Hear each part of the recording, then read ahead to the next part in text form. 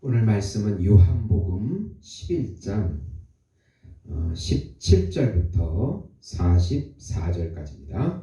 제가 봉독해 올리겠습니다. 예수께서 와서 보시니 나사로가 무덤에 있는지 이미 나으리라. 베다니는 예루살렘에서 가깝기가 한 오리쯤 되매 많은 유대인이 마르다와 마리아에게 그 오라비의 일로 위문하러 왔더니 마르다는 예수께서 오신다는 말을 듣고 곧 나가 맞이하되 마리아는 집에 앉았더라. 마르다가 예수께 여짜오되 주께서 여기 계셨더라면 내 오라비가 죽지 아니하였겠나이다. 그러나 나는 이제라도 주께서 무엇이든지 하나님께 구하시는 것을 하나님이 주실 줄을 아나이다. 예수께서 이르시되 내 오라비가 다시 살아나리라. 마르다가 이르되 마지막 날 부활 때에는 다시 살아날 줄을 내가 아나이다. 예수께서 이르시되 나는 부활이요 생명이니 나를 믿는 자는 죽어도 살겠고 무릇 살아서 나를 믿는 자는 영원히 죽지 아니하리니 이것을 내가 믿느냐. 이르되 주여 그러하외다. 주는 그리스도시요 세상에 오시는 하나님의 아들이신 줄 내가 믿나이다. 이 말을 하고 돌아가서 가만히 그 자매 마리아를 불러 말하되 선생님이 오셔서 너를 부르신다 하니 마리아가 이 말을 듣고 급히 일어나 예수께 나아가매 예수는 아직 마을로 들어오지 아니하시고 마르다가 맞이했던 곳에 그대로 계시니라.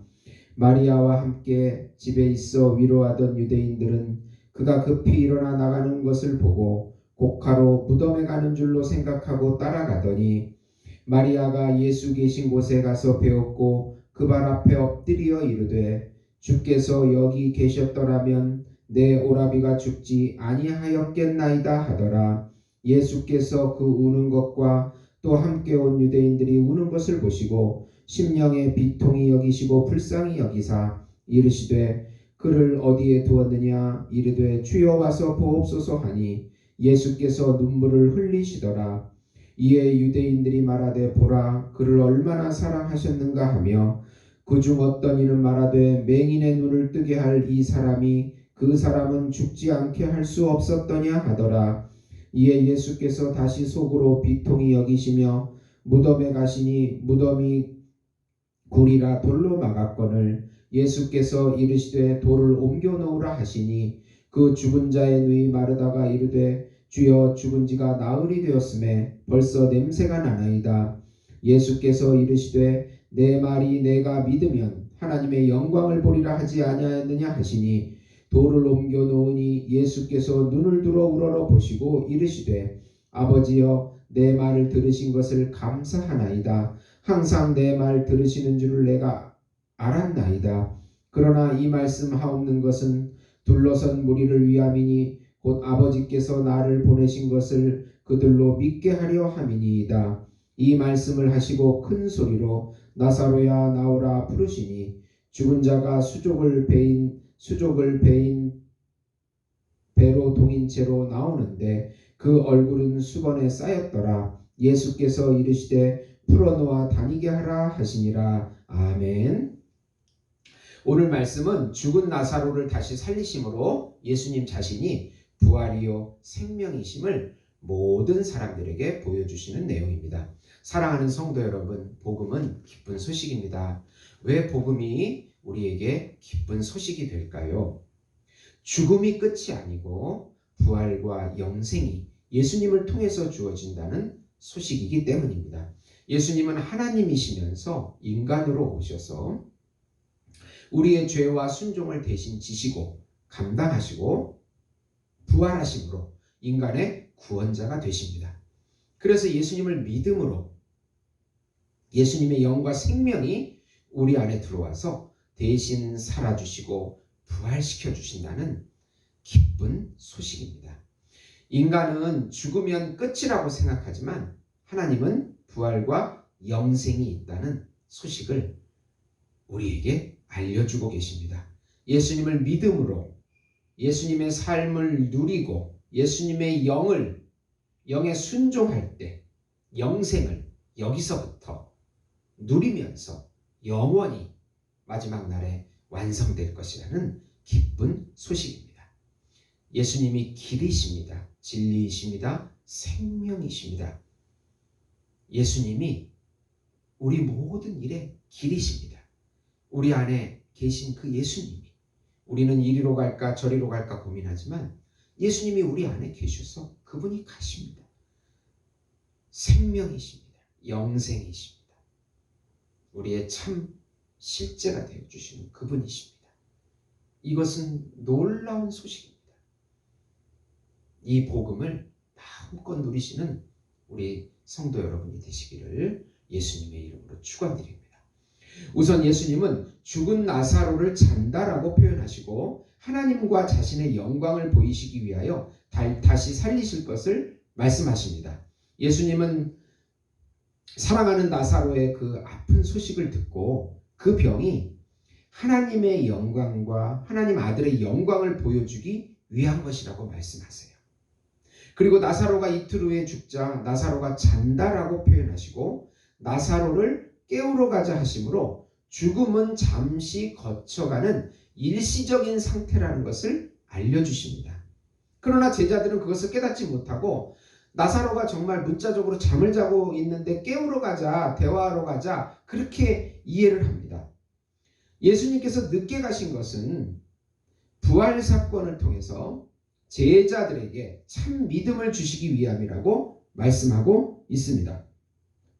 15절에 보시면 내가 거기 있지 아니한 것을 너희를 위하여 기뻐하노니 이는 너희로 믿게 하려 함이라. 우리에게 일어나는 모든 기적들은 우리에게 믿음을 가지라고, 참 믿음을 가지라고 하나님께서 주시는 것입니다. 두 번째로 예수님은 죽은 나사로를 부활시킴으로 자신이 부활이요 생명임을 모든 사람에게 가르치시고 자신을 믿는 자는 영생을 얻게 됨을 말씀하십니다.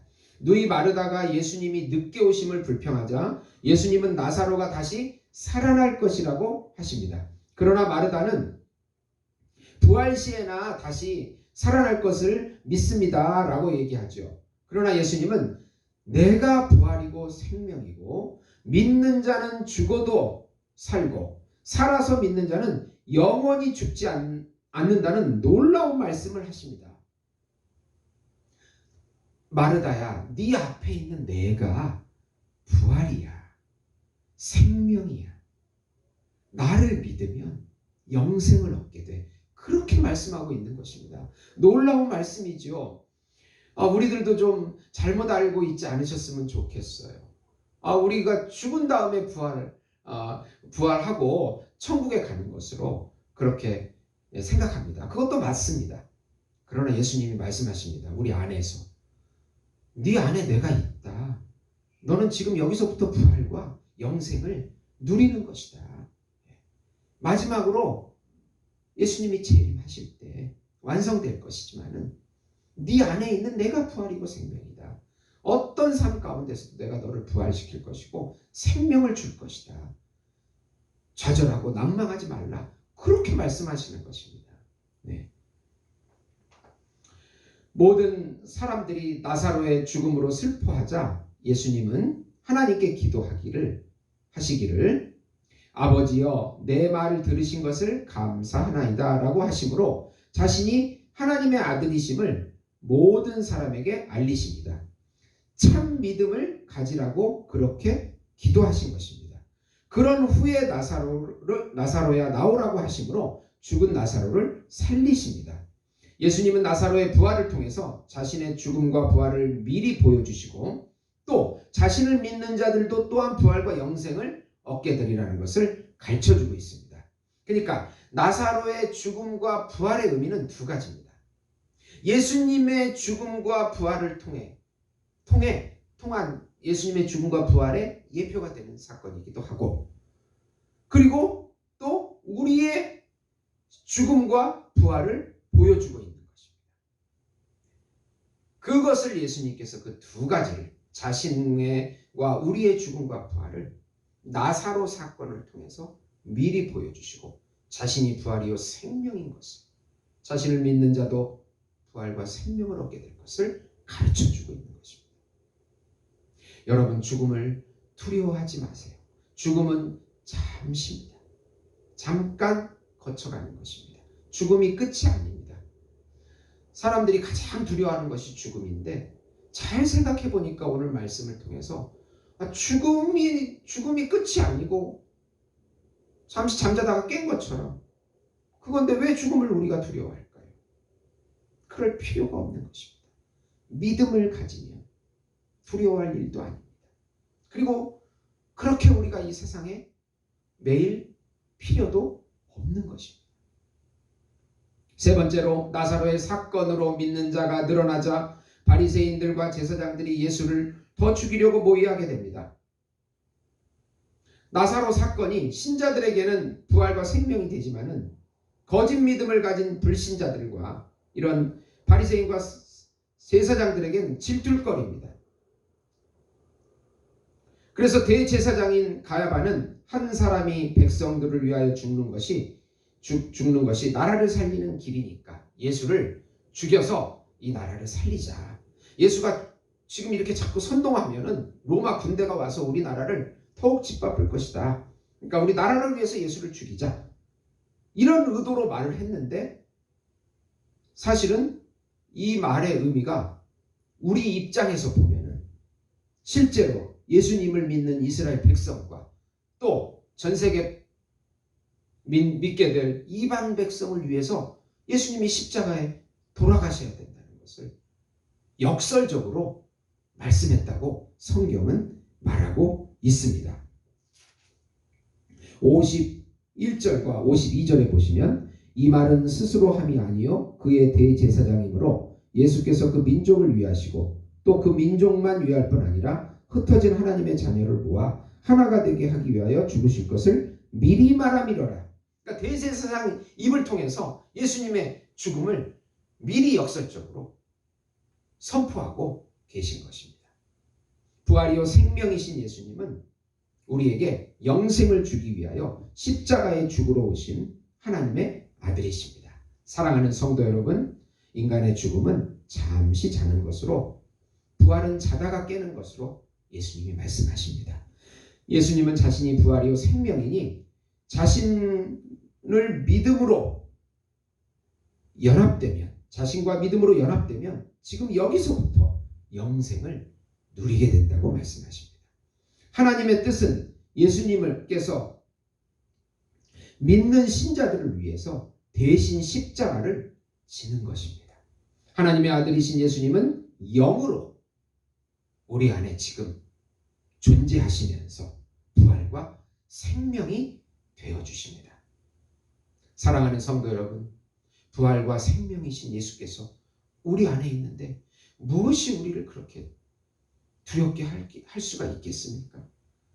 믿음만 가지면 어떤 환경에서도 예수님이 나를 부활시킬 것이고 승리하게 해주실 것이고 다시 일으켜 주실 것이고 여기서 이 세상에서도 그렇게 할 것이고 나중엔 영원한 나라에 들어가게 되고 해주실 것이라는 그 믿음,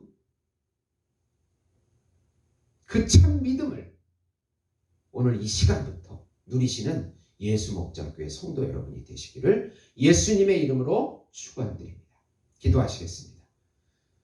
예수님은 부활이요 생명이십니다. 우리가 어떤 환경에서도 반드시 우리는 부활할 것이고 생명을 얻을 것이고 다시 일어나게 될 것입니다.